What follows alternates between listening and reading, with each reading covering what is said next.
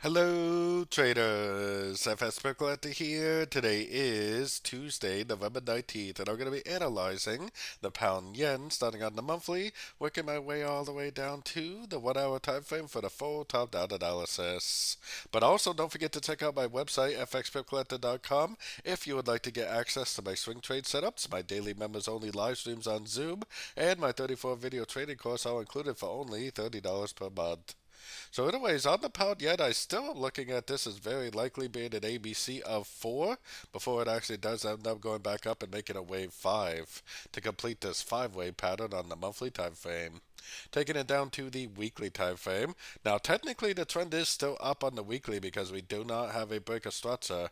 I'm kind of hoping that it does break structure and prove that this wave B is over, but until it actually does break structure, we have to keep in mind that it could easily go back up. So anyways, taking it down to the daily time frame. So like I said, on the daily, we definitely don't really have a break of structure to the downside, but we are definitely making lower highs on the daily. So as long as it continues to make lower lows, lower highs on the daily, we should be looking for shorts on shorter time frames. And hopefully what happens is it just keeps on going down, and while we're looking for shorts, we make all kinds of money to the short side because it's making a big wave C.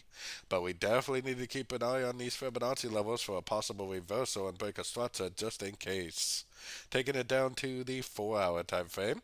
So as long as we do not break structure to the upside, I am definitely looking at any move I see to the upside as likely just a correction to the down move. It's like this right here was just a correction to this, and this right here was just a correction to this, and this right here was just a correction to this. Until we actually get that break of structure, every move we see to the upside is likely just a correction to the last wave down. So taking it down to the 1 hour time frame. So really on the 1 hour time frame, I would definitely still be looking for shorts.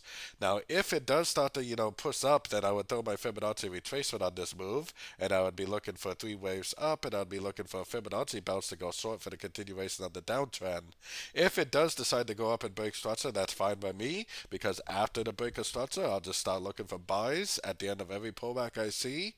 But as long as that doesn't happen, or until it does happen, I will definitely be looking for shorts at the end of 3-wave pullbacks. So don't forget to join my free Discord group. It's a link down here in the corner. And as always, thank you and happy trading.